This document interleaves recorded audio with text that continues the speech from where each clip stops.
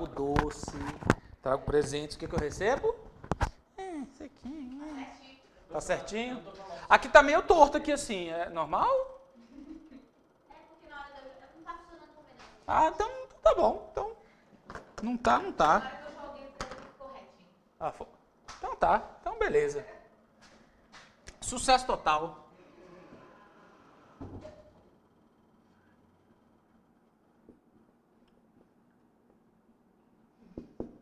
Pronto. Vocês querem que eu deixe?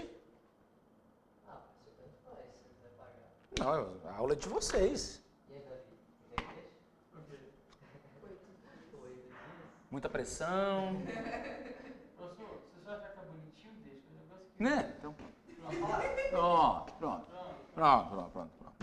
Então, senhoras e senhores, vamos lá. Hoje falaremos sobre cinética química. Pronto. Tá aqui, ó. Assunto muito cobrado, principalmente essa área que eu vou falar hoje. A galera sempre dá um trelelê, sempre tem, né? Um desperdício aí de tempo. E o que eu não quero, e obviamente acredito que os senhores também não querem, e a senhora, obviamente, quando eu falo senhores é genérico, né? Assim, entendeu? É a perda de tempo na prova. E não sei por, cara, foi quarta-feira que foi feriado. Foi quarta-feira. Quarta-feira me viu uma coisa assim, sabe, assim, um sentimento que você fala assim, poxa, cara, eu tô sentindo que isso aqui vai acontecer. E eu tô assim com um pressentimento que esse assunto aqui de cinética química vai ser cobrado. Não sei por que me veio assim na mente. Mas antes de começar a aula propriamente dito, tem o zap do Luiz aí, chama o Luiz aí para ir. O Luiz e o menino, chama. Vocês têm o zap dele, o grupo dele? Grita ele, fala assim, vem aqui, desgraça. Quer dizer, vem aqui, amigo. com todo carinho, claro. Tudo, né? Chamando de, como é que é? Dudu. Química com Dudu. Pô, eu vou abrir um canal. Química com Dudu. Se não tiver, procura aí no Instagram, vê se já tem Química com Dudu. Se não tiver, acabou. Se não tiver, acabou. Química com Dudu.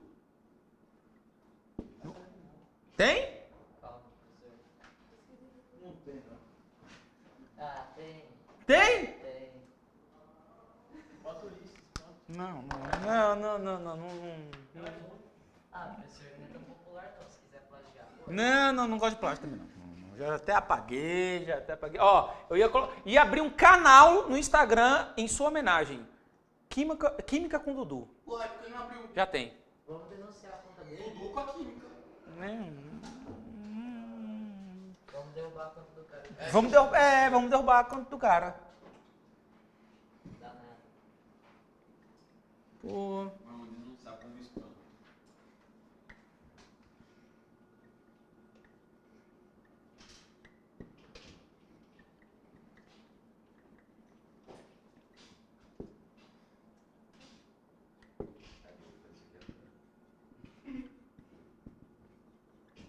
É, professor, relaxa, o canal do cara vai cair amanhã. Opa, me avise. Senhoras e senhores, olha só. Antes de começar a aula propriamente dita, o conteúdo propriamente dito, eu gostaria rapidamente, sucintamente aqui, de passar algumas orientações a todos. Eu sei, vou falar a verdade. Aqui a gente não pode esconder. Somos amigos, somos companheiros, estamos aqui há mais ou menos 8 meses, né? Mais ou menos. Ok? Eu, Eduardo Ulisses, tenho 43 anos. Eu vou me declarar? Não tem nada a ver disso. Não, certeza. Absoluta. O que eu estou querendo dizer para vocês é o seguinte. Eu, nesse tempo de vida que eu tenho, eu já fiz várias provas. Já fiz várias provas, para vários concursos, para vários certames. O que você imaginar de concurso, eu já participei. Tem vontade de participar de outro? Não sei, acho que já deu depois dos 30, ladeira abaixo. Mas existem alguns procedimentos, alguns processos que eu acho interessante ser comentados, porque quando a gente, e isso eu me incluo, quando a gente é jovem, Fala assim, não, vou destruir, vou moer tudo. E de vez em quando, por uma questão fisiológica, o nosso corpo não aguenta. Você tem vontade de fazer, você quer ir, mas alguma coisa parece que te prende. Né? E eu gostaria de comentar exatamente sobre o dia da prova.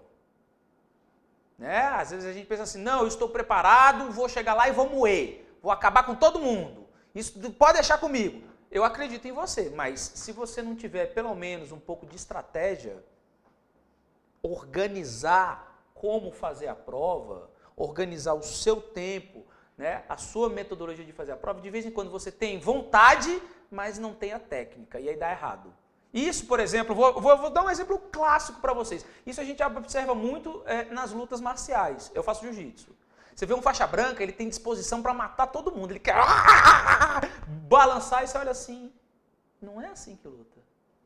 E aí você vai ver uma luta de faixa preta, os caras começam bem tranquilo, bem devagar, vai estudando o adversário para pegar a melhor posição, encaixar a posição e finalizar. O faixa branca não, ele vai na agonia, pulando, gritando, gastando energia, passa assim, 1 minuto e já está morrendo.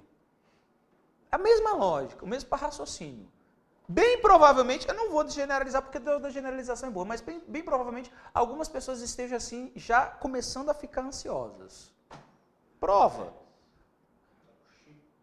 Normal. Normal.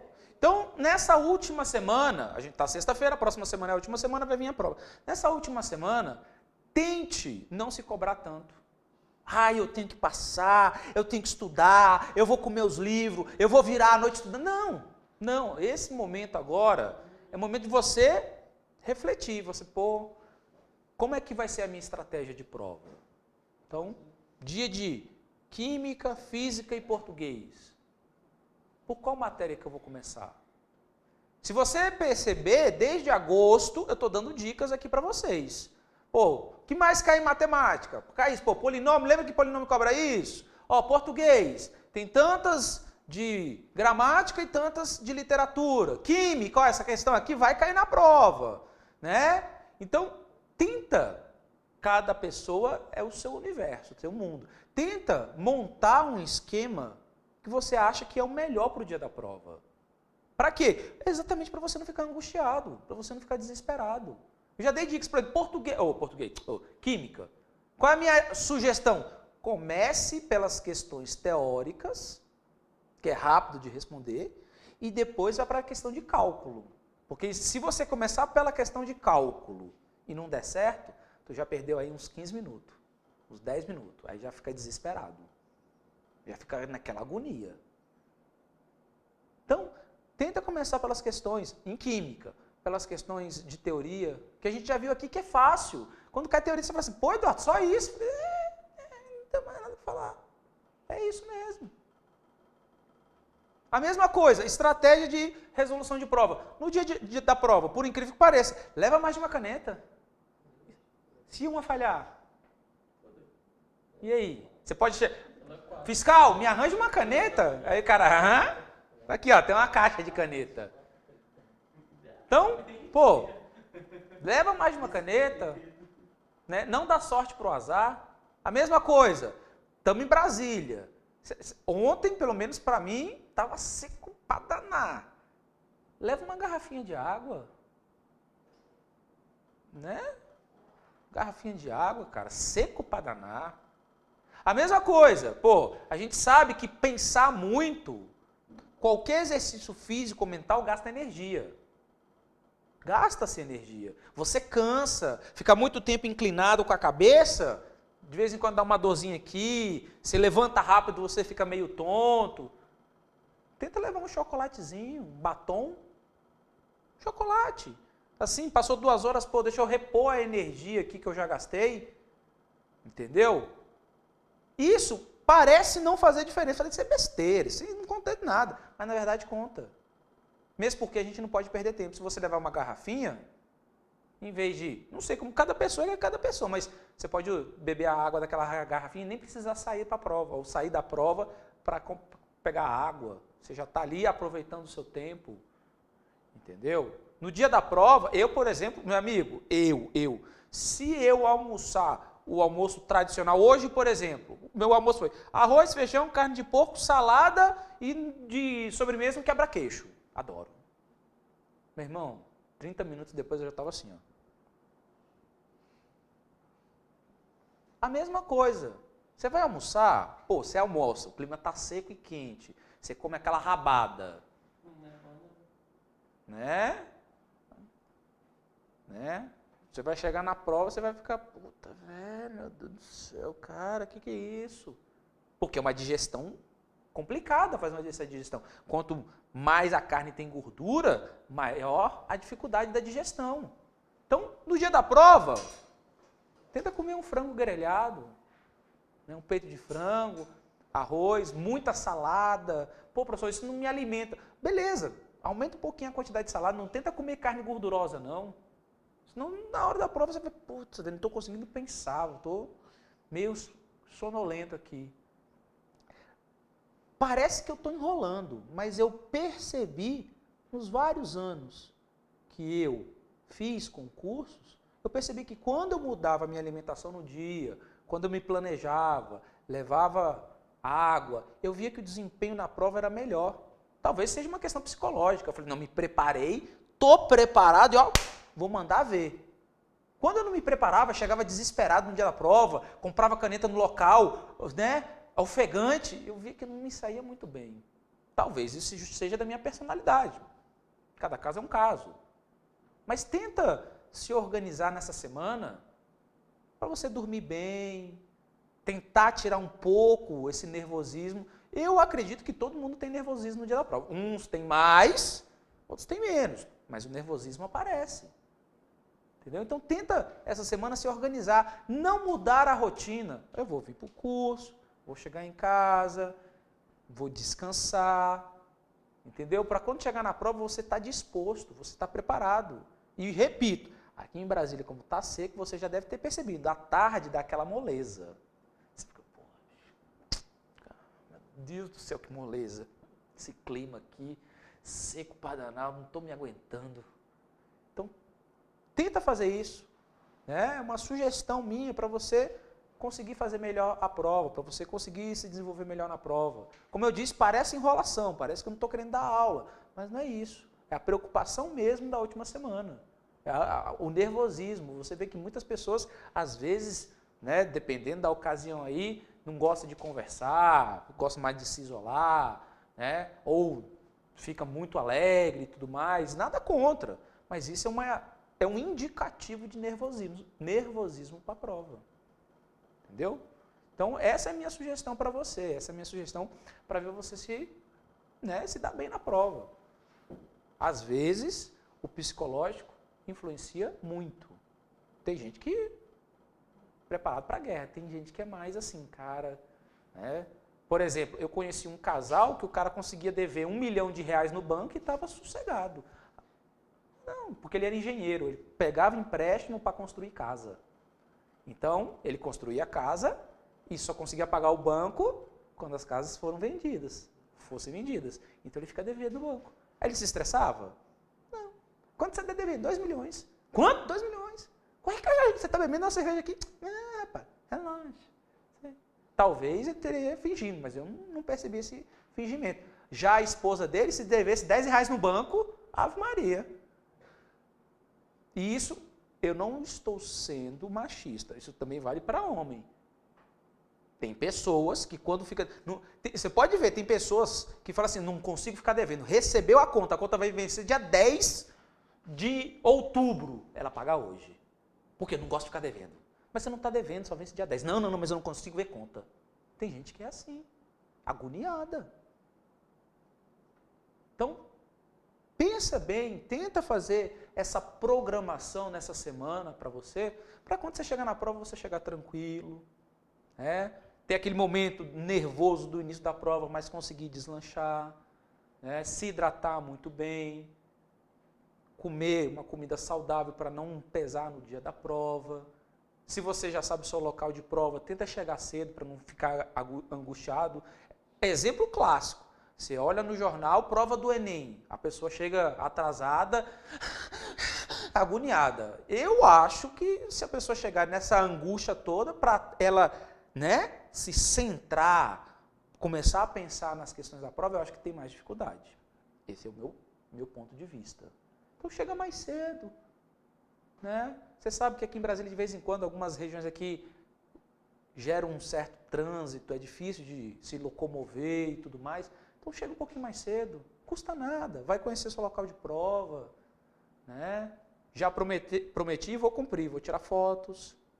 E eu prometi um fio de degraus. Ok? Tá certo? Então essa é a minha sugestão. Como eu disse, é uma sugestão. Se você quiser seguir, massa, espero ajudar. Estou aqui para tentar ajudar, obviamente. Se você acha, não, professor, isso aí nada funciona comigo, eu vou na tora mesmo. Show de bola, beleza. Sucesso, sem problema. Ok? Beleza?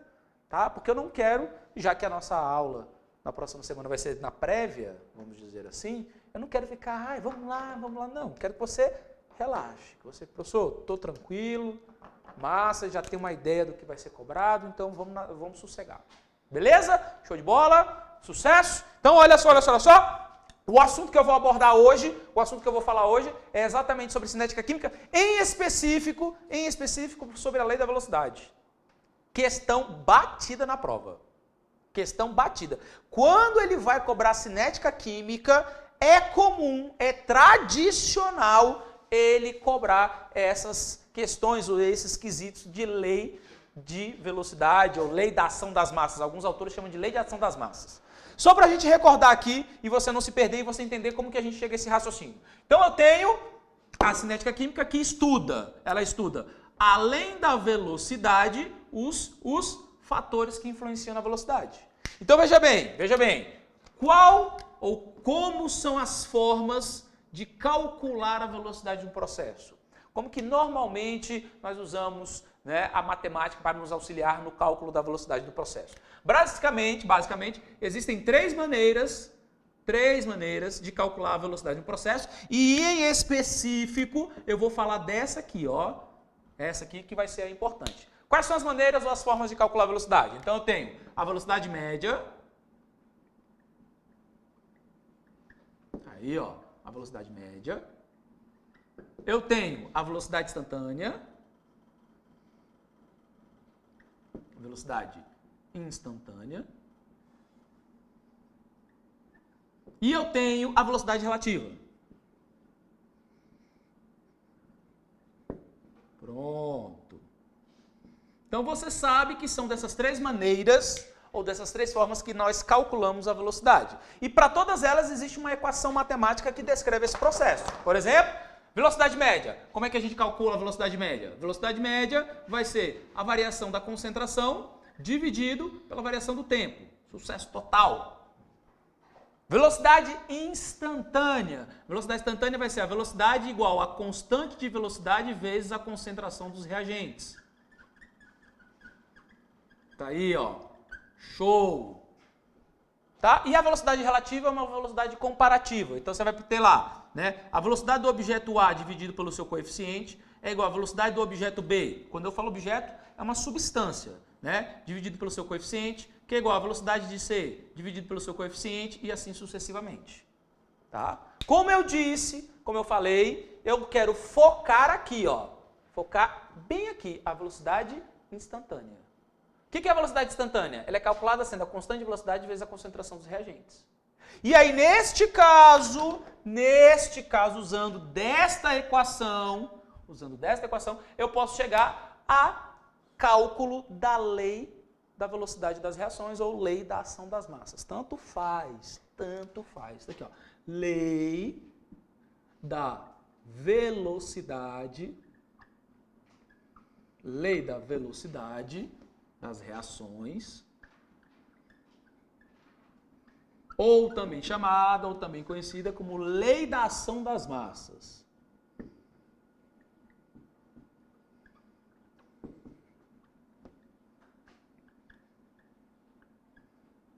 Beleza? O que diz essa lei? Essa lei diz que para você determinar a velocidade de um processo, essa determinação tem que ser empírica. O que significa empírica? Na prática. Tem equações ou tem reações químicas que os reagentes podem influenciar de maneira diferenciada. Então, existem casos aonde o reagente não influencia proporcionalmente na velocidade. Ou existem casos que os reagentes nem influenciam na velocidade. Se você aumentar a concentração ou diminuir a concentração desse reagente, a velocidade não modifica. E por que isso acontece? Porque cada caso é um caso. Como eu falei, como eu disse no início da minha explicação aqui, né, toda generalização é burra. Ah, tudo funciona desse jeito. Tudo. Tudo. Poxa, complicado. Mas tudo bem, você está dizendo que é tudo, eu não vou discutir. Tá? Por que eu estou falando isso? Se você lembrar, professor, não lembra nada. Não tem problema, não tem problema. Se você lembrar, vou colocar aqui para você, ó. Tá? Existem reações químicas que nós chamamos de reações elementares e reações não elementares. Vou colocar aqui, ó. Vou colocar aqui. Então eu tenho as reações elementares e tenho as reações não elementares.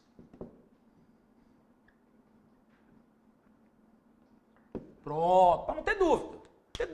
Sai daqui hoje sem dúvida. Qual a diferença de uma para outra, professor? Basicamente, a diferença de uma para outra é que uma ocorre em uma etapa e outra ocorre em mais de uma etapa. Só que a gente não sabe disso na teoria. A gente só consegue determinar isso na prática. Então, para não ter dúvida, qual a diferença de elementar e não elementar? Elementar, ela ocorre em uma etapa. Não elementar, ela ocorre em mais de uma etapa. Pronto, tá aí, ó. Sucesso total. E se a reação química, ela acontece, ela é evidenciada em mais de uma etapa, consequentemente, uma das etapas é rápida, a outra é lenta. Então, se ela ocorre mais de uma etapa, consequentemente, uma das etapas é rápida e a outra etapa é lenta. Qual das duas, rápida ou lenta, qual das duas tem maior significado, tem maior influência na velocidade do processo? A etapa lenta. Essa aqui tem maior significado, maior influência na velocidade do processo. Consequentemente, né, se eu tiver reagentes onde um participa da etapa rápida e outro participa da etapa lenta, o reagente que participa da etapa rápida não vai ter influência significativa na velocidade. Veja o que eu falei, não vai ter influência significativa. Ah, quer dizer que ele não participa? Não falei isso. E aí, para esses casos aqui, ó, para esses casos aqui das reações não elementares, eu tenho que o coeficiente do processo não se transforma em expoente. Eu não tenho a certeza disso. Professor, dá um exemplo. Assim, você está falando, mas às vezes... Tudo bem, vamos lá, aqui, ó. Exemplo fácil, aqui, ó. CH4 mais 2O2 produzindo, gerando, formando CO2 mais 2H2O. Eu não tenho certeza, não tenho a mínima ideia, se esta reação é elementar ou não elementar. Não tenho a mínima ideia.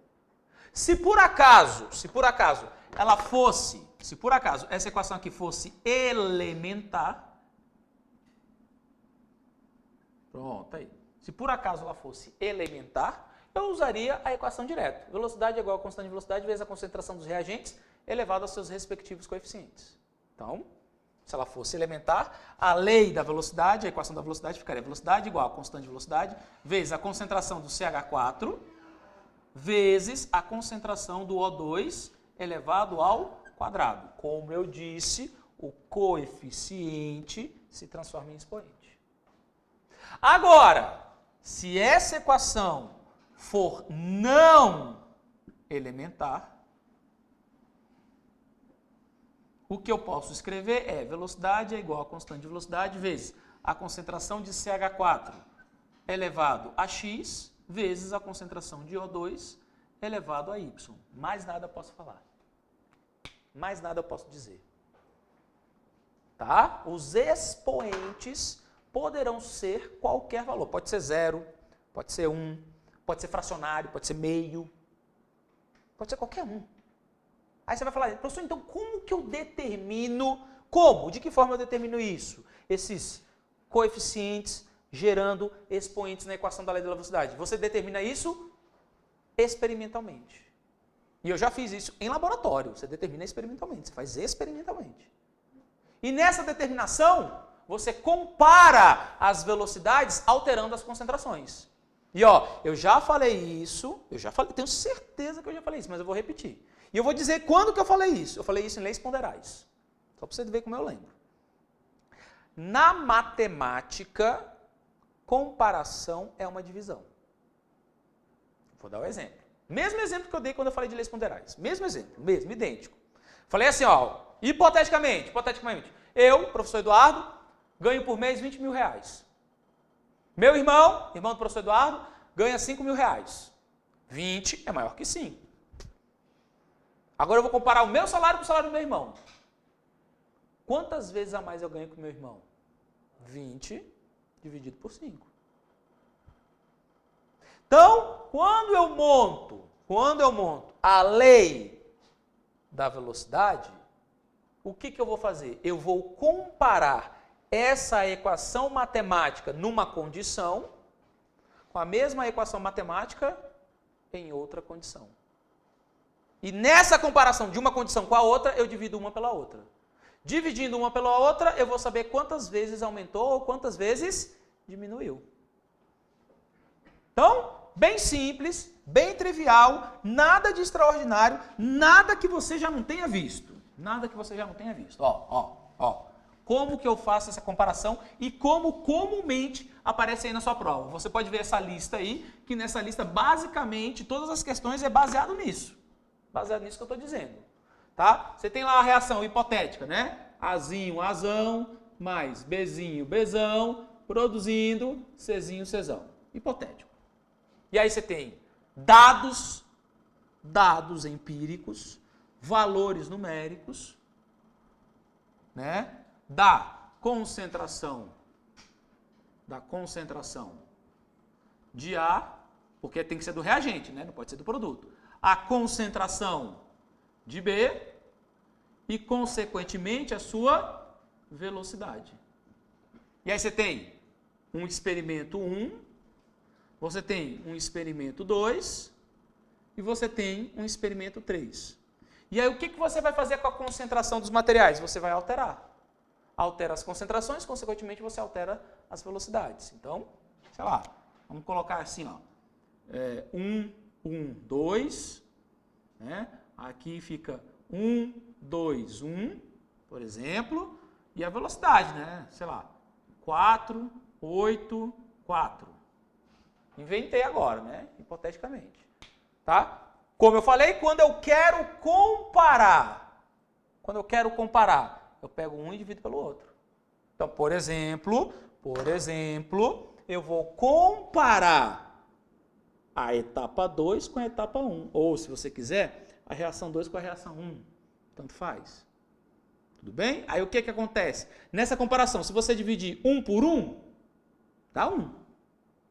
Quer dizer que aqui, ó, não houve alteração, não houve modificação. Se não houve alteração, não houve modificação, a concentração de A vai interferir na primeira e na segunda experiência? Não, não vai. Consequentemente, se você dividir 2 por 1, dá 2. Significa que a concentração de B na segunda etapa é o dobro da primeira etapa. E quando você dobra na primeira etapa, para a segunda, obviamente, a velocidade duplica, também é multiplicado por 2. Porque 8 dividido por 4 dá 2. Quando um dobra e o outro dobra, quer dizer, quando os dois aumentam na mesma proporção, significa que as grandezas são diretamente proporcionais. Na mesma proporção. Grandezas diretamente proporcionais. Logo, o expoente do B tem que ser igual a 1. Por quê? Porque eu dividi um pelo outro. Por exemplo, ó, vamos lá. Bem simples. Vou fazer devagar para você acompanhar comigo. Como que eu escreveria a equação da velocidade para o primeiro caso? Equação da velocidade do primeiro caso. Então, a velocidade do primeiro caso é igual à constante de velocidade do primeiro caso, vezes a concentração de A, vezes a concentração de B. Como que eu escreveria para o segundo caso? Para o segundo caso, velocidade do segundo caso é igual a constante de velocidade do segundo caso, que multiplica a concentração de A do segundo caso, vezes a concentração de B do segundo caso. Agora é só você substituir os valores. Substituindo os valores. 4 é igual a constante no primeiro caso, que multiplica a concentração de A, 1, vezes a concentração de B, 1. Confere? No segundo caso, segundo caso, 8, que é a velocidade, é igual a constante no segundo caso, vezes concentração de A, 1, concentração de B, 2. Confere? Ó, de novo, quero comparar. Comparar não é dividir? É só você dividir um pelo outro. Vamos dividir um pelo outro? Ó, vou dividir o vermelho pelo azul. Ó, dividindo o vermelho pelo azul. Então vai ficar 8, que é igual a K2, que multiplica 1, que multiplica 2. Confere? Dividido, coloca bem bonitinho para você ver, ó, dividido pelo primeiro caso, que vai ficar 4, que é igual a K1 vezes 1 vezes 1. Confere? Sucesso? Só repetir. Aqui eu posso escrever assim, ó. Vou colocar vermelhinho, ó. 8 dividido por 4 é igual a K2 dividido por K1 vezes 1 dividido por 1 vezes 2 dividido por 1. O que você tem? 8 dividido por 4? 2. 2 é a mesma coisa que 2 elevado a 1. Não é isso? É igual a K2 sobre K1. 1 dividido por 1 é 1. Não precisa representar. Vezes 2 dividido por 1 é 2. 2 elevado a 1. Confere? Aí o que acontece? Ó, posso pegar isso aqui que está multiplicando e passar dividindo. O K2 dividido pelo K1 é igual a 2 elevado a 1 dividido por 2 elevado a 1. Você consegue perceber que as potências são as mesmas? Quer dizer que se esse dobra, esse dobra, esse triplica, esse triplica. Eles estão ligados ou estão conectados de uma forma diretamente proporcional. Se eles estão conectados diretamente proporcional, de uma forma proporcional, o expoente vale, ó, o expoente vale 1. Por isso que eu falei, ó, quando a concentração dobra e a velocidade dobra, o expoente do material ou do reagente é 1.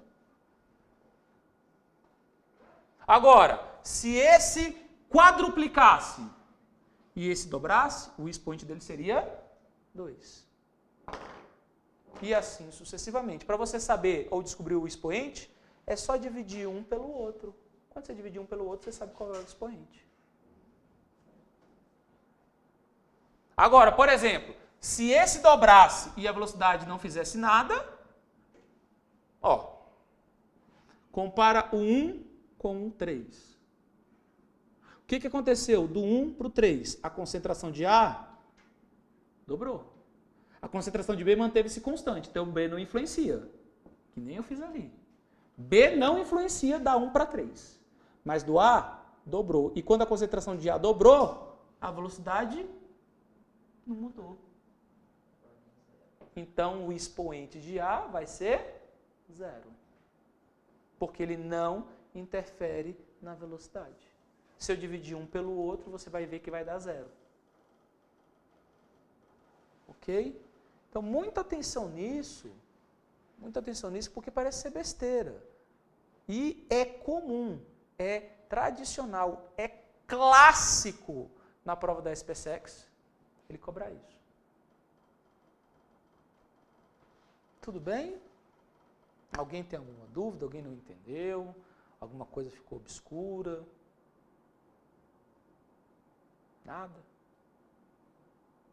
Então podemos fazer exercícios? Posso apagar? Estou sentindo, tá vendo? Estou sentindo uma tensão no ar.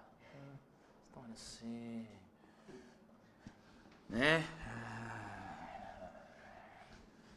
Não mexe comigo essa semana não.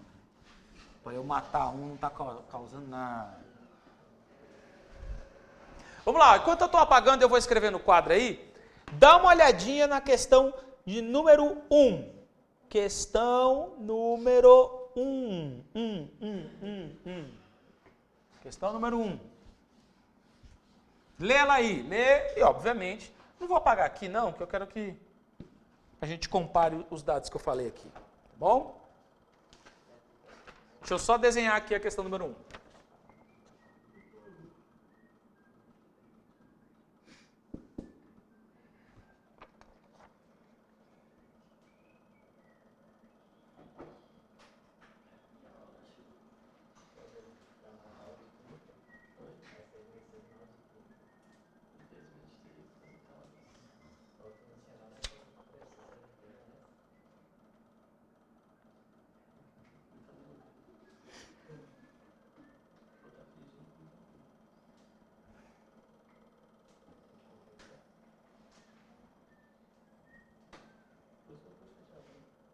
Eu fico.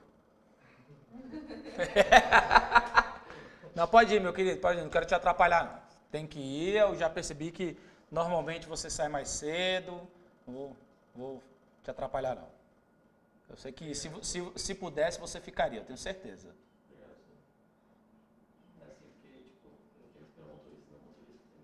Entendi, não vou te atrapalhar não, eu sei como é que é, eu também pego o transporte urbano.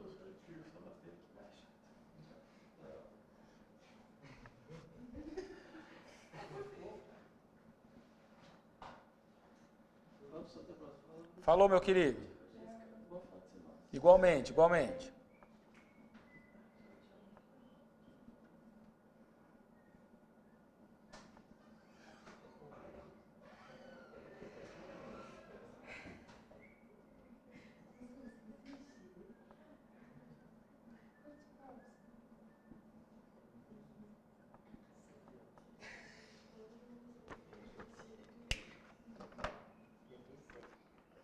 Beleza? Tranquilo? Então olha aí, ó. A questão número 1, que foi aí da prova de 2011, SPSEC 2011 aí, traz esses dados e fala assim, né? Os dados da tabela abaixo, obtidos experimentalmente, tá? Ó, cuidado para você não confundir. Experimentalmente, ele também pode colocar empiricamente. Tá? Algo empírico é algo feito na prática, é algo experimental, tá? Em idênticas condições, refere-se à reação 3A mais 2B produzindo 2C mais 2D. Ó, se a gente escrevesse a forma elementar dela, vamos colocar aqui, ó, para você não se perder. Se esta reação fosse uma reação elementar, pronto, se ela fosse elementar, como ficaria a equação da velocidade para esse processo? Então, a velocidade, ou a equação da velocidade, ficaria velocidade igual a constante de velocidade vezes a concentração de A elevado ao cubo, que multiplica a concentração de B elevado ao quadrado. Se ela fosse elementar. Mas ela é elementar, Eduardo? Eu não sei. Eu não tenho a mínima ideia. Como eu vou descobrir, então, quais são os expoentes dela? Comparando a velocidade com a concentração. Eu sei que a equação da velocidade tem que ficar assim, ó. Velocidade é igual a constante de velocidade vezes a concentração de A elevado a x, vezes a concentração de B elevado a y. Agora eu tenho que descobrir quanto que é o x e quanto que é o y. Como que eu faço isso? Comparando a concentração com a velocidade. Então, por exemplo, comparando o processo 1 com o processo 2. Eu vejo que a concentração de A dobrou. Ó, foi de 2,5 para 5. Quer dizer, foi multiplicada por 2. A concentração de A dobrou. Quando a concentração de A dobrou, o que aconteceu com a concentração de B? Então ela não influencia. Se a concentração permanece constante, ela não influencia. E a gente acabou de demonstrar isso, né? Acabou de mostrar isso. Beleza? E o que aconteceu com a velocidade? Opa! Foi multiplicada por 4. O que isso significa? Se a concentração dobra e a velocidade quadruplica, quadruplicar é a mesma coisa que 2 elevado ao quadrado. Se é 2 elevado ao quadrado, significa que o expoente do A vai ser 2. Não entendi. Não entendi não. Aqui, ó. Vamos lá, aqui, ó. Vamos fazer daquele jeito que a gente fez anteriormente? Ó. A velocidade do primeiro processo vai ser a constante de velocidade vezes a concentração de A vezes a concentração de B. Confere? Ó. Velocidade do segundo processo. Velocidade do segundo processo. Vai ser igual a constante de velocidade vezes a concentração de A vezes a concentração de B. Vamos substituir os valores? Substituir os valores, ó. Então, velocidade 5, que é igual a constante do primeiro processo, vezes concentração de A, 2,5, vezes a concentração de B, 5,0. Confere? A segunda aqui, ó, segunda. Velocidade 20, ok? Que é igual a constante de velocidade do segundo processo, vezes concentração de A, 5. Concentração de B? 5. Fechou? Vamos dividir um pelo outro? Ó, vou pegar o vermelho e dividir pelo azul. Então, pegando o vermelho e dividido pelo azul. Então vai ficar, ó. 20 dividido por 5 é igual a K2 dividido por K1, que multiplica 5 dividido por 2,5, que multiplica 5 dividido por 5. Confere? O que eu falei? Quando os valores são iguais, eu posso cancelar, né? Sucesso?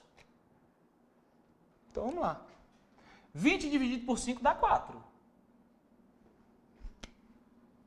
Que é igual a K2 dividido por K1, que multiplica 5 dividido por 2,5 dá 2.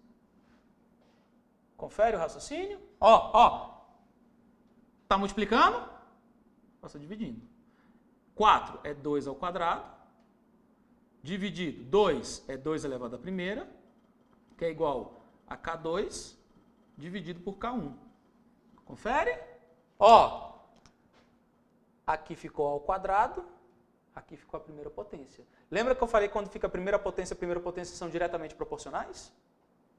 Quer dizer que o expoente de um é o mesmo expoente do outro? Aqui ficou ao quadrado. A velocidade fica ao quadrado. A concentração fica a primeira potência. A velocidade fica ao quadrado. Então tá aqui, ó. Tá aqui. Quando a dobra, a velocidade quadruplica. Significa que para igualar os dois, eu tenho que colocar esse aqui ao quadrado. Em outras palavras, a concentração de A aqui vai ser 2. Viu a diferença? Sacou? Fiz passo a passo para ninguém se perder. Ninguém fala assim, meu Deus, o que o Eduardo fez? Sangue de Jesus tem poder. Agora, olha só. Vou comparar. Cadê? A 2 com a 3. O que aconteceu com a A da 2 para 3? Ficou constante. Então, ela não influencia. A concentração de A não influencia na velocidade. E o que aconteceu com a concentração de B? Dobrou. Foi de 5 para 10. E quando a concentração de B dobrou, o que aconteceu com a velocidade? Nada. Ficou constante. Então eu te pergunto, B interfere na velocidade? Se B não interfere na velocidade, quanto que vai ser o seu expoente? 0. Então, ó, se ela fosse elementar, o expoente de A tinha que ser 3, porque o coeficiente de A é 3, e o expoente de B tinha que ser 2, porque o coeficiente é 2. Então, ela é elementar? Não, ela é uma equação não elementar. Quer perguntar, meu lindo? É que eu nunca vi dando 0 expoente, só vi dando 2 mesmo. Aí, ó. Para mostrar para o senhor. Para você não ser pego de surpresa na prova. Pode dar 0, problema nenhum. É lógico, você melhor do que eu sabe que qualquer número elevado a 0 é 1.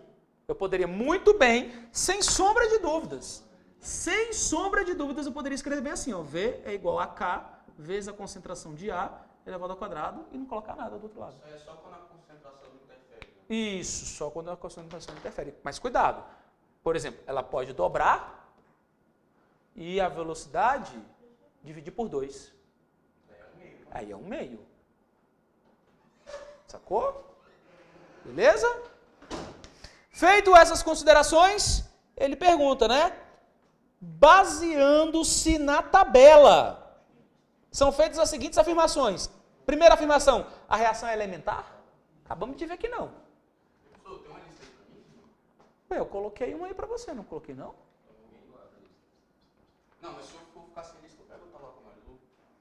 Então pega outra lá com a Marilu, por gentileza. Eu juro que eu tinha colocado pra você. Tá bom. Então tá aqui, ó. A reação é elementar? Não. Ela não é elementar. Para ser elementar, a equação da velocidade tinha que ser igual a essa aqui, ó. Caso que não aconteceu.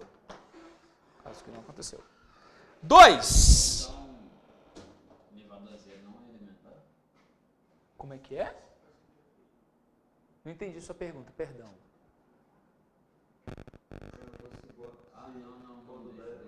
Não, vamos lá. Para ser elementar, para ser elementar, os coeficientes vão se transformar em expoentes.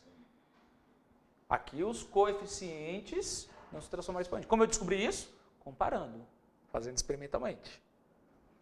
Beleza? Vamos lá. 2. A expressão da velocidade é igual. V é igual a K, a terceira B ao quadrado? Tem 2. Falso.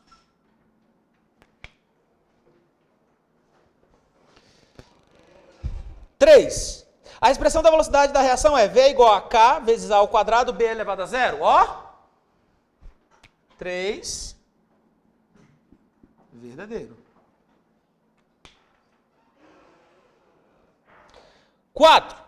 Dobrando-se a concentração de B, o valor da velocidade da reação não se altera. Tá aqui, ó. Não precisa nem fazer força, a gente falou isso, ó. Dobrando a concentração de B, a velocidade não altera. 4. Verdadeiro. E 5. A ordem da reação em relação a B é 1. Gente, quanto que é a ordem da reação em relação a B? 0. A ordem da reação é dada pelo coeficiente ou pelo expoente. A ordem do B é 0. A ordem do A é de segunda ordem.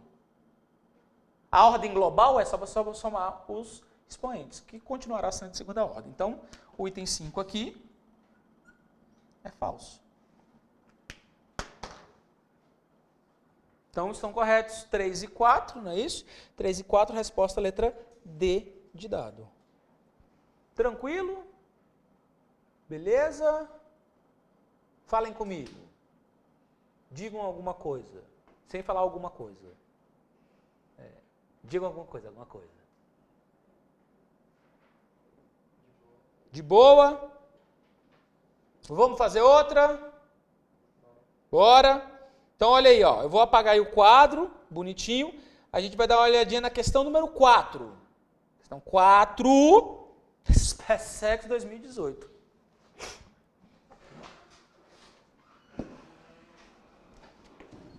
Vai vendo aí, tenta fazer, vê se você entendeu. Não entendeu, a gente faz junto, não tem problema. Vontade aqui é gabaritar. Ô, professor, o senhor me perdoe aqui, mas Não, que isso, vai lá. Quando o senhor falou para perguntar, eu estava fazendo também. O que é primeira ordem? O que é isso? Isso está relacionado ao expoente. Então, por exemplo, ó, vou colocar aqui, ó, não vou nem fazer muita força aqui, ó. A ordem da reação é dada pelo expoente. Então, a ordem da reação em relação a A é de segunda ordem, é o expoente. A ordem da reação em relação a B é de ordem 0. A ordem global é a soma dos expoentes. Então, vou pegar uma outra hipótese aqui, ó.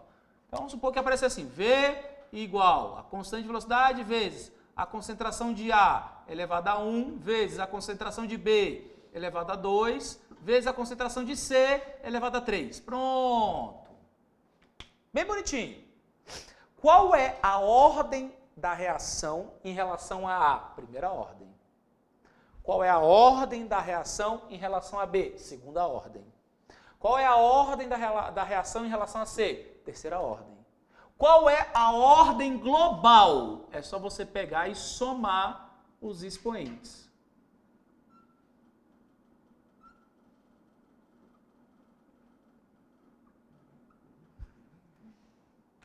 Ok? Então, ordem em relação a A, expoente de A. Ordem em relação a B, expoente de B.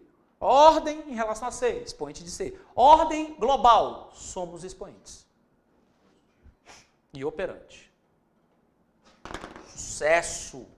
Sucesso! Eu falei para vocês, né? Falei que essa semana eu tive esse insight. Falei assim, cara, eu acho que vai cair essa questão de cinética química para determinar a equação de velocidade. Por que eu tive esse insight? O ano passado não teve. O ano retrasado, pelo que eu me lembro, também não teve. Aí eu fiquei assim, pô, isso aí ele não deixa de cobrar. Eu acho que, sabe quando você está com aquele sentimento? Eu acho que vai cair, eu acho. Veja bem, ó o que eu estou falando. Eu disse que eu acho. Das outras vezes eu falei, vai cair. Agora eu estou achando, eu estou com aquele pressentimento. Assim, não sei, eu acho que vai. Estou com essa ideia.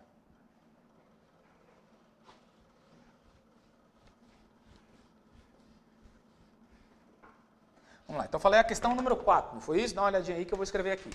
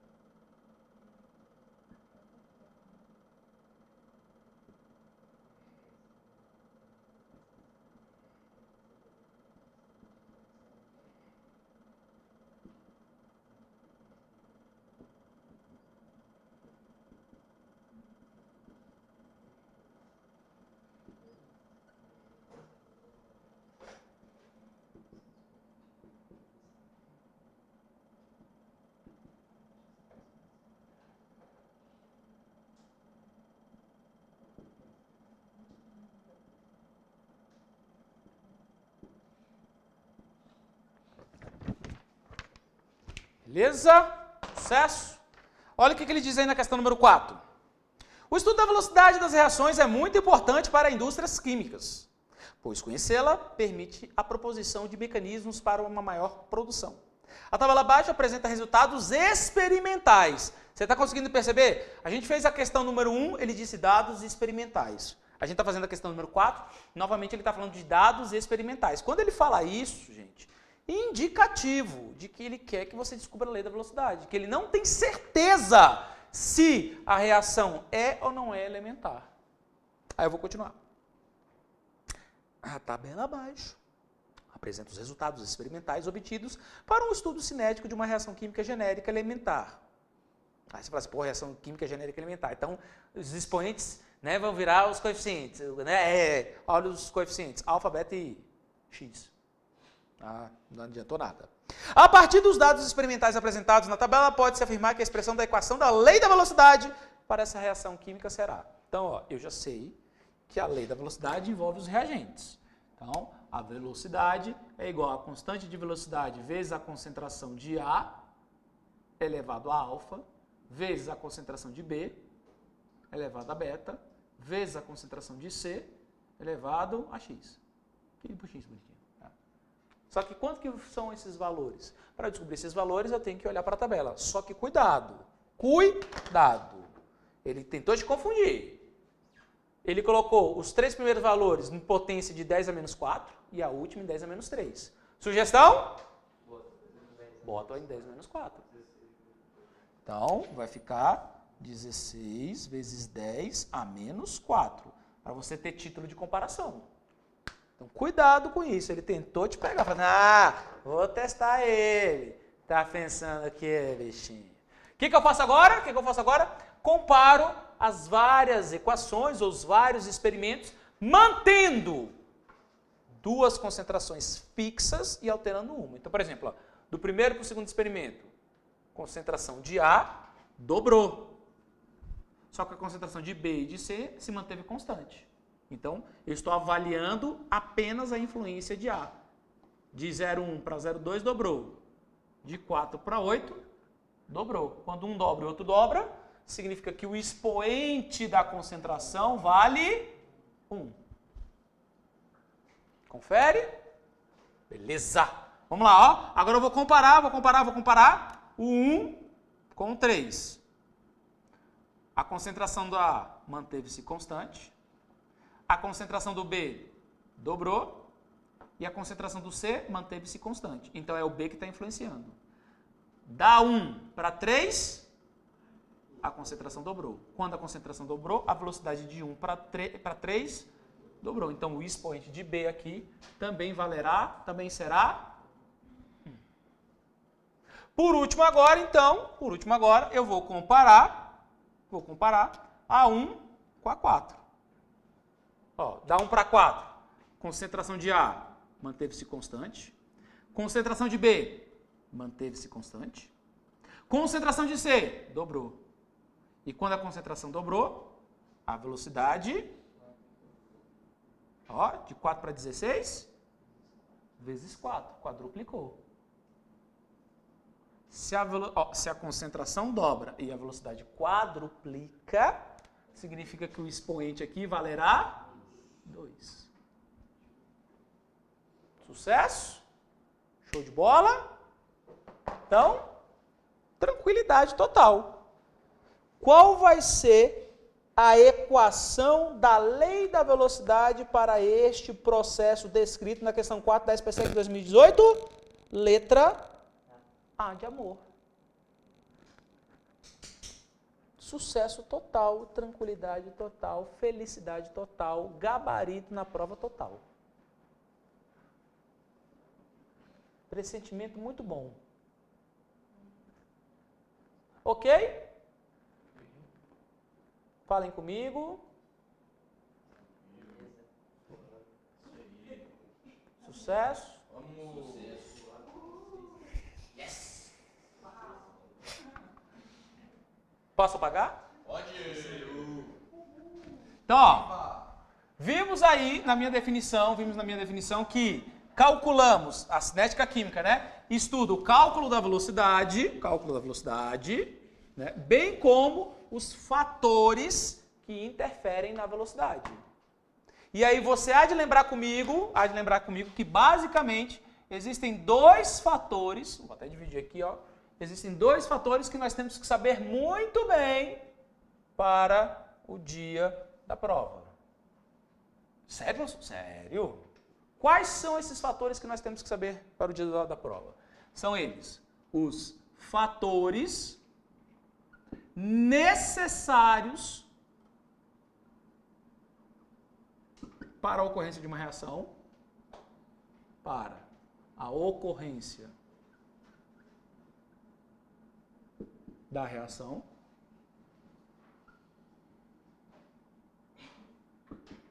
e o outro fator, os outros fatores, né, se você quiser assim, são os fatores que alteram a velocidade do processo.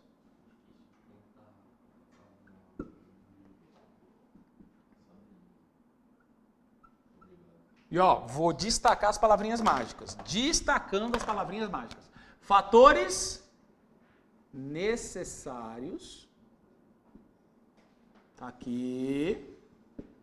E fatores que alteram a velocidade. Tranquilidade total aqui, ó. Sucesso total. Total. Fatores necessários. O nome já diz, é necessário. Se algum deles faltar, a reação acontece? Não. Todos têm que estar presentes ao mesmo tempo? Sim. Um tem prioridade sobre o outro? Não. Quais são esses fatores necessários? Então tá aqui, ó. Primeiro, contato entre os reagentes.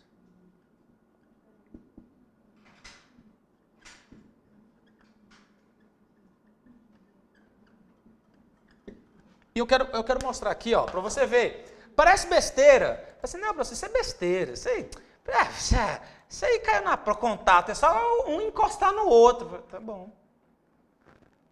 Vou te mostrar uma questão aqui, você vai me falar aqui. Se eu lembrar dela. Quem que sou eu? Sou a pessoa 1. Pessoa 1. Professor, todos os exemplos que o senhor dava para o Igor Grau, velho. Oi? Todos os exemplos que o senhor tentava explicar para o Igor Grau. Ele tentou entender a superfície de contato, o cérebro dele quase deu pano. Sério? Ué, como é que o senhor não lembra? O senhor ficou mal bravo. Ah, tá.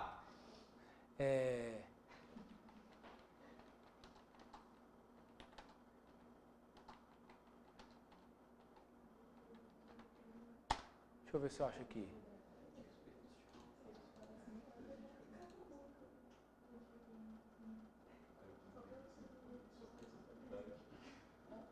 Deixa eu ver se eu consigo colocar uma. É esse aqui mesmo. Eu vou colocar esse aqui. Eu já dei um spoiler, mas eu acho que você vai conseguir. Que isso? Eu sou permissão para bater no aluno burro aqui? Permissão concedida. Ó, você falou assim, professor, não tem nada a ver. Calma, que eu gostaria que você pensasse comigo. Pronto, eu acho que assim vai ficar melhor, acho que assim você vai conseguir ver. Se a gente não conseguir ver, a gente faz de uma outra forma. Eu peguei aqui num site qualquer, tá? Deixa eu ver se... Eu acho que vai dar. Vai dar. Essa bosta aqui.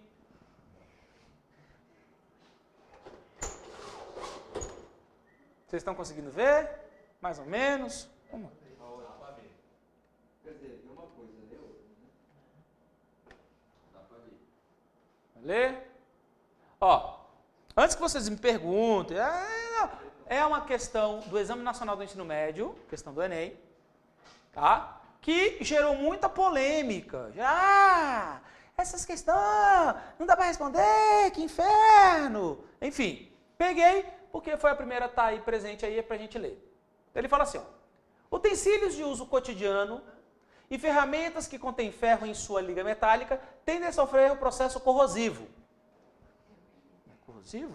Isso. Qual é uma enzima? Aqui, pronto. Tende a sofrer o processo corrosivo e enferrujar.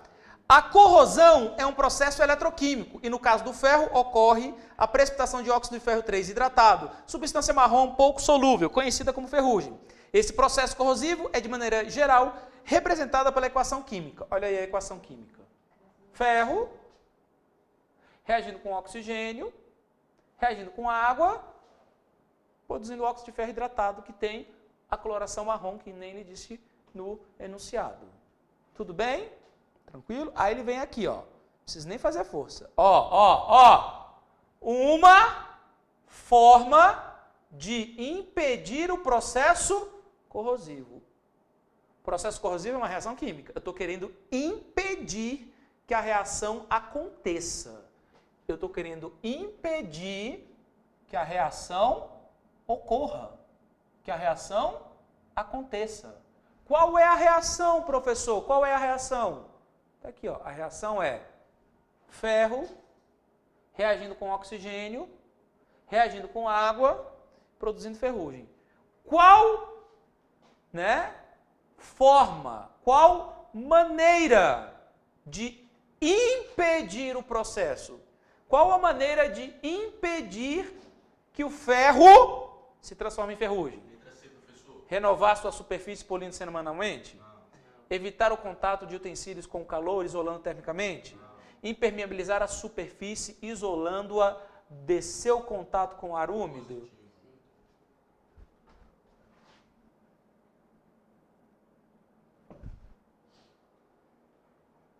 Esterilizar frequentemente utensílios, impedindo a proliferação de bactérias? É isso que causa a ferrugem? Guardar os utensílios em embalagens, isolando-os do contato com outros objetos. Ele não reage com objeto, ele reage com o oxigênio do ar. Tá lá, ó, vou voltar na equação para não ter dúvida. Ele reage com o oxigênio do ar, oxigênio gasoso. A pessoa fala assim, pô, professor, mas como que eu ia saber dos negócios desse?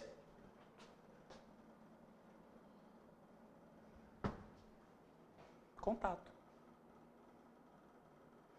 Então, você pode perguntar assim, isso não cai na prova, isso não é cobrado, as pessoas não dão muita importância a isso, eu nunca vi em prova, é ridículo, é óbvio, 1002 explicações, mas no dia da prova tem alguém que se lasca. Porque não lembra dessa coisa óbvia, contato. Se eu tirar de contato, não tem reação.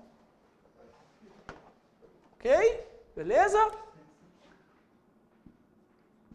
Outro fator interessante aí, necessário para a ocorrência da reação, energia de ativação.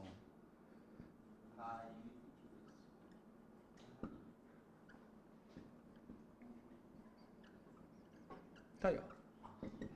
Energia de ativação. E você sabe, já falei isso, o nome é autoexplicativo, a energia de ativação é aquela energia mínima fornecida para quem? Para a reação acontecer. Se a energia mínima fornecida para a reação acontecer, para ela processar, eu vou dar essa energia para o reagente ou para o produto? Nada mais óbvio, né? O reagente não está no início? Eu não quero ativar, só posso ativar no início. Então, melhor do que eu, você lembra dos processos exotérmico e endotérmico, e você lembra que no processo exotérmico começa em cima, termina embaixo, reagente produto. Endotérmico, começa embaixo, termina em cima. Só que para essa reação acontecer, eu preciso daquela energia de ativação. Eu preciso da energia de ativação. A energia de ativação vai do reagente até o topo. Do reagente até o topo. Isso é a energia de ativação. E só para desencargo de consciência, que já foi pergunta de prova. Já foi pergunta de prova. Lá em cima, lá no topo, lá no máximo de energia, qual é o nome que a gente dá para essa região do gráfico? Beleza. Complexo ativado. Complexo ativado é reagente? complexo ativado é produto? É um estado de transição.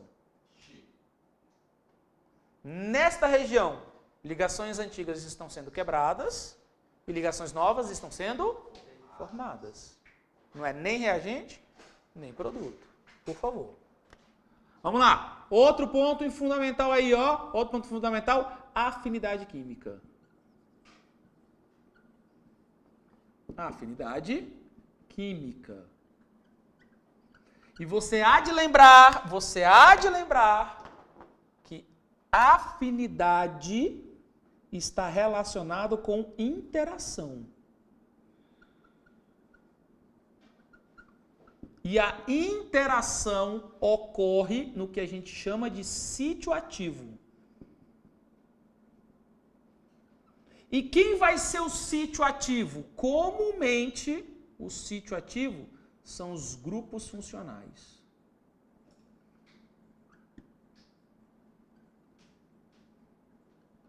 Então a gente procura grupos funcionais. Então, por exemplo, ácido reage com base? Reage. Em que parte? Nos grupos funcionais, hidrônio com hidroxila. Ácido carboxílico reage com álcool? Reage. Aonde? Nos grupos funcionais.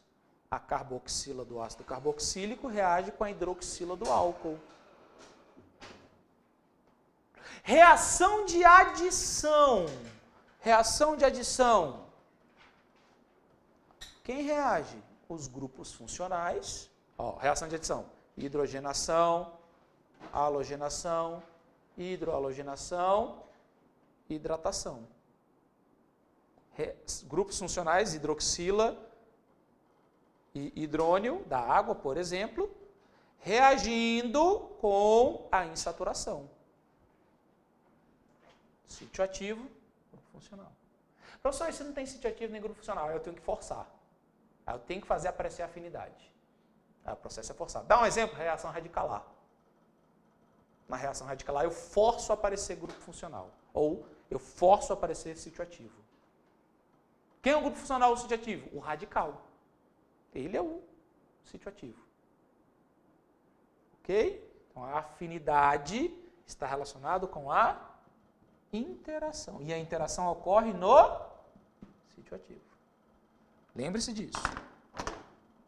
Por último, não menos importante, é claro, nós temos as colisões efetivas.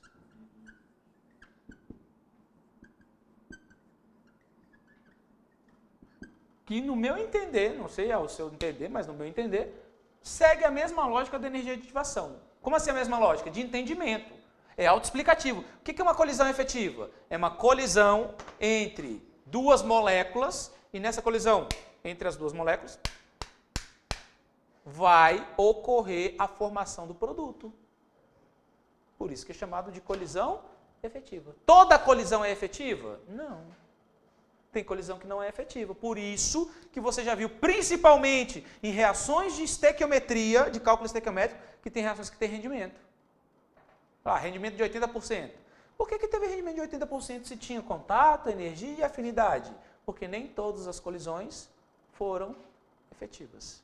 E aí eu tenho vários fatores que interferem aqui. Por exemplo, ângulo de colisão, energia das moléculas, tamanho molecular, tudo isso influencia. Grau de agitação, etc, etc, etc. Beleza? Sucesso? E com relação aos fatores que alteram a velocidade, né, fatores que tornam a reação mais rápida ou mais lenta. Nós temos aí, por exemplo, a concentração.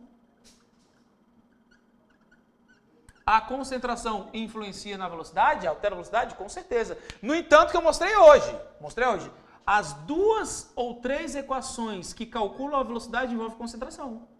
Velocidade média é igual à variação da concentração dividido pela variação do tempo. Olha aqui a concentração. Velocidade instantânea é igual à constante de velocidade vezes a concentração dos reagentes. Então, de novo, olha aqui a influência da concentração.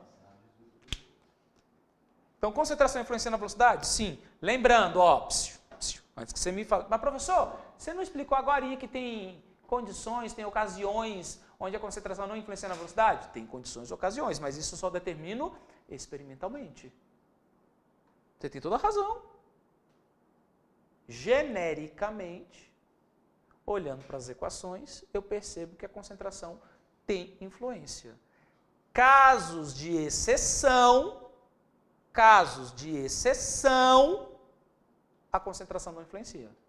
E eu nem preciso explicar, pelo amor de Deus, eu nem preciso explicar que casos de exceção ele vai falar, né? Por exemplo, vou dar um exemplo simples. Ó, por exemplo, no Brasil, eu posso matar e não ser preso? Posso. Se for bom de fuga, Não, posso matar e não ser preso. Mas são exceções. Legítima defesa. Tá vendo? Viu? Fala assim, ó, eu estava em risco de vida, a pessoa queria me matar, e a ocasião era eu repelir a injusta agressão matando ele. Tá vendo? Eu vou matar, mas não vou ser preso. Mas isso é regra ou é exceção? Então pronto, a mesma coisa. Qual é a regra? Que a concentração altera a velocidade. Mas em todos os casos de todos... Não! Tem alguma exceção? Tem, claro que tem. Mas isso eu só vou determinar experimentalmente. Tudo bem? Então antes que você se angustia e fala, não, professor, você está se contradizendo! Ah! Ixi, Maria. Sangue de Jesus tem poder. É. Vamos lá. Outro fator que influencia na velocidade?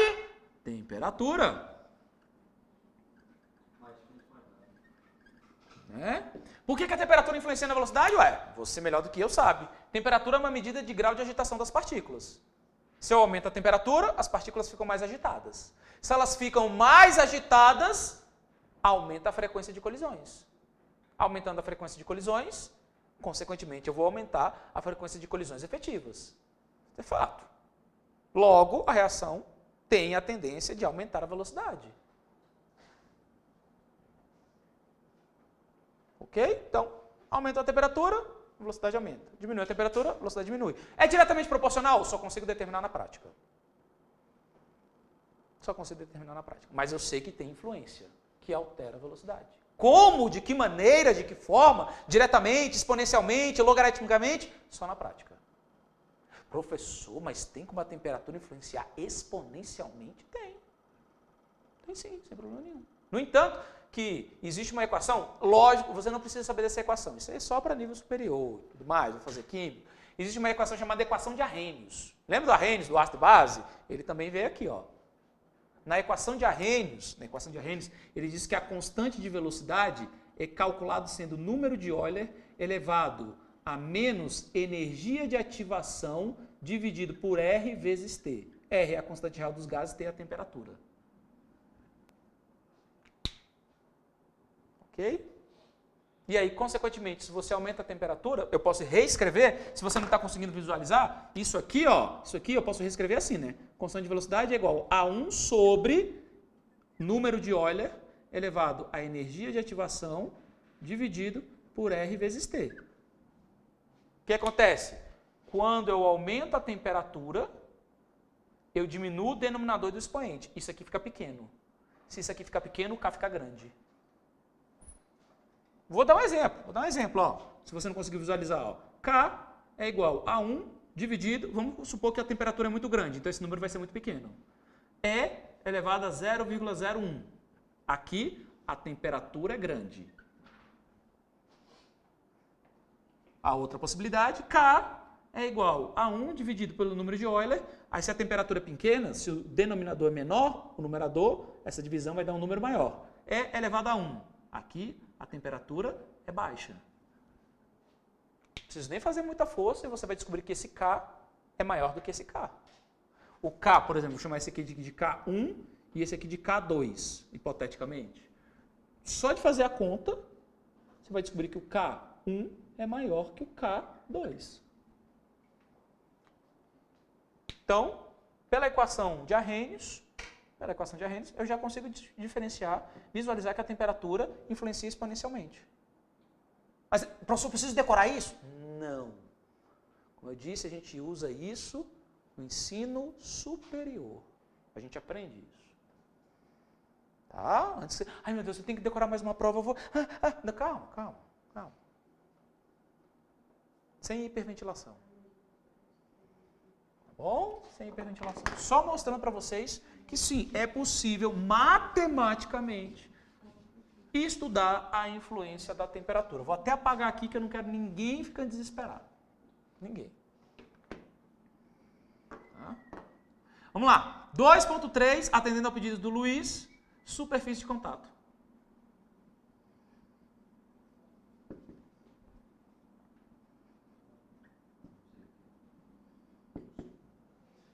Né? Se eu macerar, triturar, moer, picar, mudar o estado de agregação do objeto, eu altero a superfície de contato. Consequentemente, a reação muda a sua velocidade. Por quê, professor? O nome já diz, superfície de contato. Você aumenta as regiões aonde a reação vai ocorrer. Se você aumenta as regiões aonde a reação vai acontecer, ela acontece mais rápido. É meio óbvio, para mim, pelo menos. E por último aí, e esse eu quero dar muita ênfase, né, é o nosso amigo catalisador. Né? Catalisador é um objeto, é um material, tem massa, ok? E este catalisador, a sua função, qual é a função? Para que serve? Para que ele serve? Ele serve para acelerar a reação. Ele serve para acelerar a reação. Para isso que ele serve. Aí vem a pergunta: como ele exerce essa função? De que maneira ele exerce essa função? Como? De que maneira? Ele encontra uma outra rota sintética com menor energia de ativação. Como? Ele diminui a energia de ativação. Ele muda o produto? Imagina só, o catalisador altera o produto, certo ou errado? Errado. O produto continua sendo o mesmo? O catalisador altera a energia da reação. Esse errado é de ativação, não é da reação. A energia da reação é o ΔH. Viu? Olha o peguinha. Tá vendo? A energia da reação é o ΔH. Reagente menos produto. O catalisador altera a energia da reação? Não. Ele altera a energia de ativação. Tá certo? Catalisador, ele participa da reação? Participa, só não é consumido. Ele participa, mas não é consumido. Eu coloco ele no início da reação, sempre no início, é óbvio, né? Coloco ele no início da reação, ele participa, ele sofre modificações e depois é regenerado. Quer dizer que ele sofre modificação? Sofre. Aí lá no final ele é regenerado, ele volta a ser como era antes. Doido isso demais. Ok? Tranquilo? E para não confundir, falei isso, hein? Para não confundir, eu tenho também um material conhecido como inibidor. O inibidor, em vez de acelerar, ele retarda. Isso, e ele é consumido. Inibidor é consumido. Me dá um exemplo? Metal de sacrifício. Pronto, já te dei um exemplo. Metal de sacrifício. Ele participa, é consumido. O que ele faz? Inibe a reação de oxidação. Por isso que é chamado de metal de sacrifício. Me dá outro exemplo? Conservante. Já falei isso também. Qual a função do conservante? Conservar o alimento. Como que ele conserva? Ele reage no lugar do alimento. Ele é consumido no lugar do alimento. Sucesso? Cuidado com isso. Eu já falei que o avaliador ele tem artimanhas ali para fazer você errar. Ó, energia da reação, energia de ativação. Catalisador e inibidor. Ele pode falar que o inibidor é um catalisador diferenciado que retarda a reação. Errado!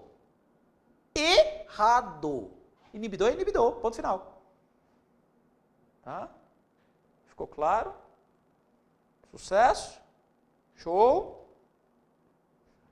Então vamos aqui, ó. Vamos aqui, para a gente gabaritar. Olha a questão de número 2. Questão de número 2. Que linda! Aí ele fala assim, água oxigenada ou solução aquosa de peróxido de hidrogênio, H2O2, é uma espécie bastante utilizada no dia a dia na desinfecção de lentes de contato e ferimentos. A sua decomposição produz oxigênio gasoso e pode ser acelerada por alguns fatores como o incremento da temperatura. Sublinhe isso aí para mim e a adição de catalisador. Sublinhe isso para mim, adição de catalisador, por gentileza. Tá? Adição de catalisador. E isso aí demonstra claramente que o catalisador é um objeto. Você adiciona, você pega com a mão e coloca. Tá? Você tem que pegar com a mão e colocar? Tem. Tá bom? Um estudo experimental da cinética da reação de decomposição da água oxigenada foi realizado alterando-se fatores como temperatura, emprego de catalisador, seguindo as condições experimentais listadas na tabela. Você tá vendo que ele está falando de cinética da reação? Ele está querendo alterar ou estudar a alteração da velocidade. Aí vamos lá. Primeiro experimento. T1. Temperatura, 60. Catalisador, ausente. Experimento 2. Temperatura 2. Temperatura, 75. Catalisador, ausente. Posso comparar os dois, não posso? Não tem catalisador, alterei a temperatura. Experimento 3. 90 graus Celsius. Catalisador, presente. Experimento 4.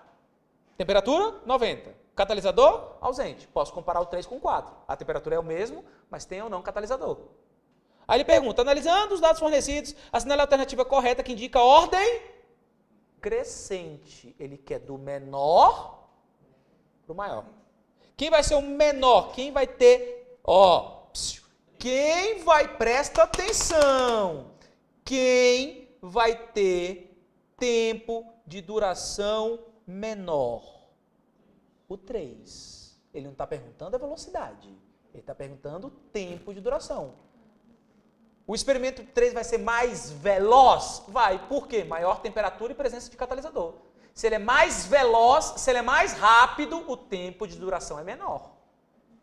Ficou claro? Depois do 3. O T4. Aí depois do T4. E depois do T2? E qual é a resposta? Perceba, ele perguntou o tempo da reação, não foi a velocidade. Teoricamente, um é o contrário do outro. Ok? Ficou claro isso? Entenderam que é o tempo e não a velocidade? Sucesso? Show de bola? Beleza. Então, resposta, letra B de bola. Questão número 3 aí, ó. Questão número 3 ele fala assim, a gasolina é um combustível constituído por uma mistura de diversos compostos químicos, principalmente hidrocarbonetos. Ó. C8H18, né? Um dos o componente maior concentração. Cuida, bicho. Quando eu falo que o avaliador Ele gosta de sacanear? Vocês não acreditam. Olha o que eu vou escrever aqui. Ó. Olha o que eu vou escrever aqui. Olha o que eu vou escrever aqui. Eu quero que você fique vacinado sobre essas questões.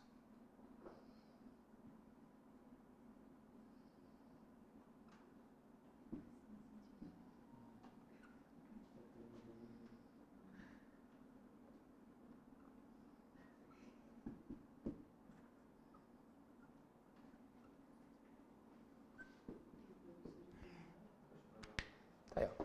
Para você. Já foi pergunta de prova. Já foi pergunta de prova.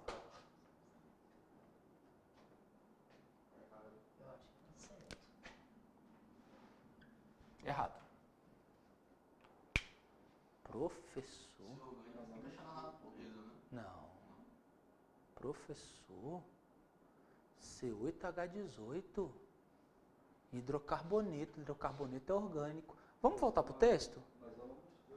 Ó, a gasolina é um combustível constituído por uma mistura. E aqui está substância. Falei no primeiro dia de aula. Substância é um material puro.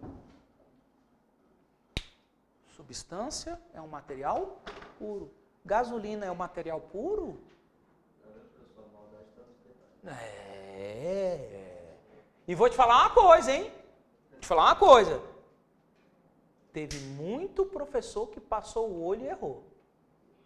Quando eu falei assim, item, certo ou errado? Errado. Errado, Eduardo. Eu falei, ué, por quê? Gasolina não é substância.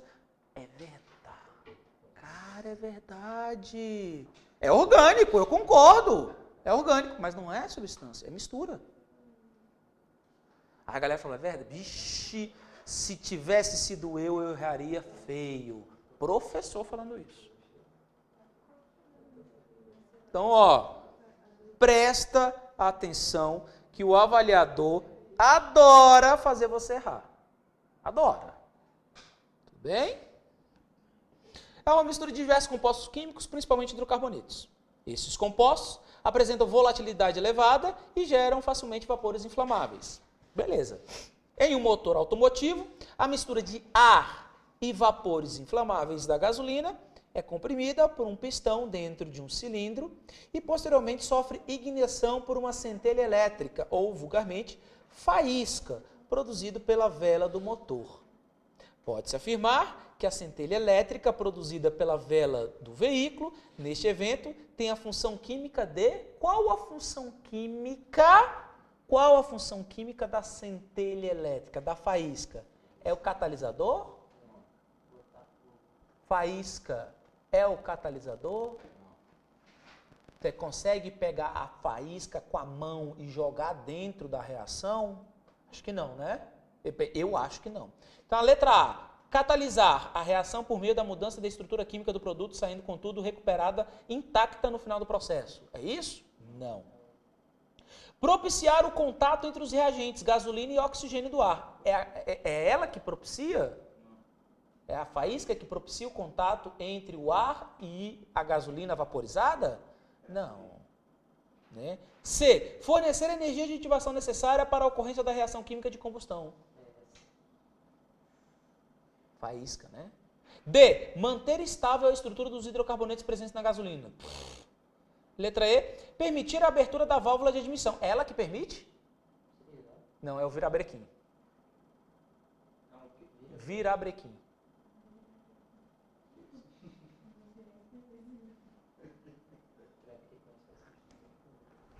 Vou mostrar agora.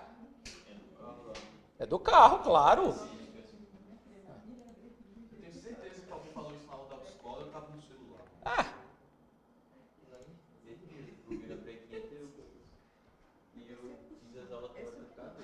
Eu também. ó, eu vou te falar isso. Vou te falar isso porque, por incrível que pareça, eu gosto muito de mecânica. Eu gosto muito de mecânica. Eu aprecio motor de combustão interna. E aí teve uma vez que, foram 3 anos seguidos. Eu tive férias onde eu trabalho, férias de 30 dias, e tem um amigo meu que tem uma oficina mecânica. Eu cheguei para um amigo meu e falei assim, posso pedir um favor? Cara, pode. Deixa eu trabalhar aqui. Pô, mas você trabalhar? Eu quero trabalhar aqui. Tá? Eu quero trabalhar como se fosse mecânico. Quero trabalhar como se fosse mecânico. Não quero receber nada. Eu quero que você me ensine. Porque 3 anos seguidos, 30, 60, 90 dias, trabalhando. Aqui, ó. E isso é o virabrequim. Tá vendo? A angulação dele não é... Normalmente eles dizem que é 90 graus, mas não é 90 graus. Tá? É um pouquinho menor que 90 graus. O que ele faz? Você pode ver que ele tem esses traçados aqui. Ele se movimenta e ele movimenta o pistão para cima e para baixo. E além de movimentar o pistão para cima e para baixo, ele movimenta a válvula de admissão e a válvula de exaustão. Talvez tenha um simulador aqui, vamos ver se tem um simulador, que aí fica... ele fica aqui, ó, pronto, ó. Um simulador, ó. Talvez fique melhor para você ver como que é.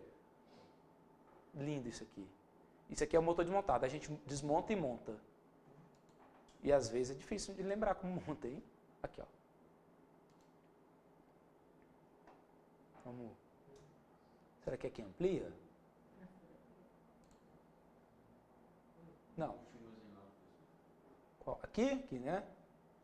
Ó, ele está mostrando o bloco do motor, beleza? O bloco do motor, ele fica, essa parte fica para cima e o pistão entra aqui embaixo. Aí esse é o virabrequim. Aí ele vai encaixar o virabrequim aqui embaixo. Olha lá. Esses são os pistões.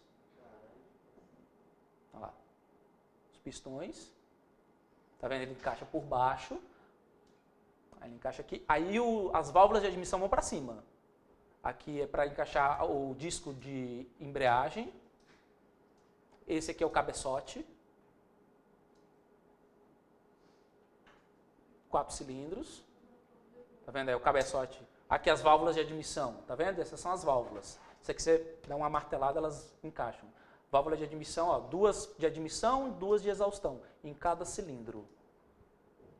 Aí tá vendo? Ó, o virabrequim do cabeçote. Aqui a tampa do cabeçote, aí você encaixa. Aí quando o virabrequim ele se movimenta, ele movimenta as válvulas de admissão e de exaustão. A correia dentada, essa não é a correia dentada.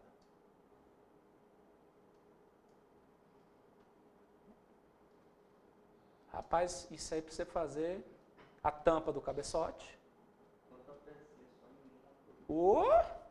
Desmontar um motor desse é um dia. Esse é o caster.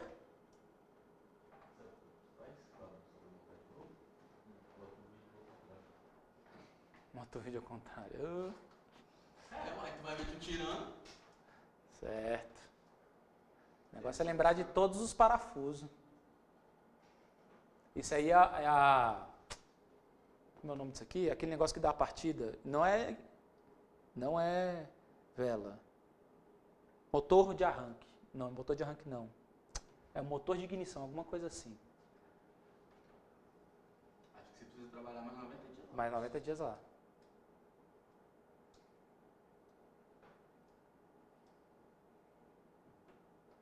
Aqui são os bicos injetores. Tá? Tem que limpar os bicos. Você tira isso aqui, ó, os bicos injetores. E aqui vão as velas.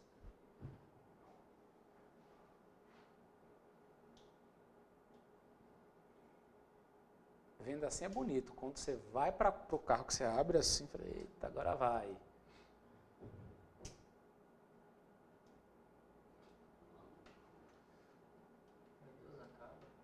Não.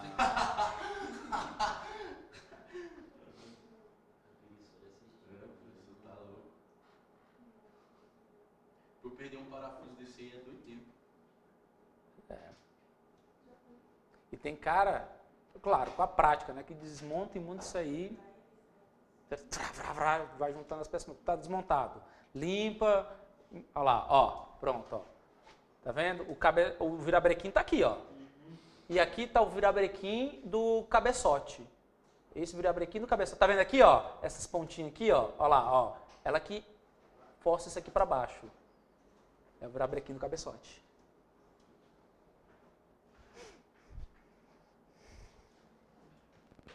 Aí aqui o disco, esse é o disco de embreagem. Quando você aperta a embreagem, esse disco continua rodando, tá? E você abre uma válvula para ele conectar, ó. Tá vendo aqui, ó? Olha lá, ela vai, abre, fecha, tá vendo? Essa aqui tá a 90 graus dessa aqui, ó. Olha lá. 90 não, 45, perdão. Ó. Virou, 45. Tem que estar alinhado, senão não funciona nada. Beleza? Sucesso? A minha sugestão é que se um dia você tiver curiosidade, você pode acompanhar um mecânico fazendo isso. Não precisa trabalhar não, eu trabalho porque eu gosto. Trabalho porque eu gosto. Sucesso? Então, senhoras e senhores, foi um prazer inaufragável estar aqui na presença de vocês. Bom final de semana a todos, bom descanso. Ó, tenta montar aquele planejamento, né? Tenta ver como você melhor se desempenha no dia da prova aí.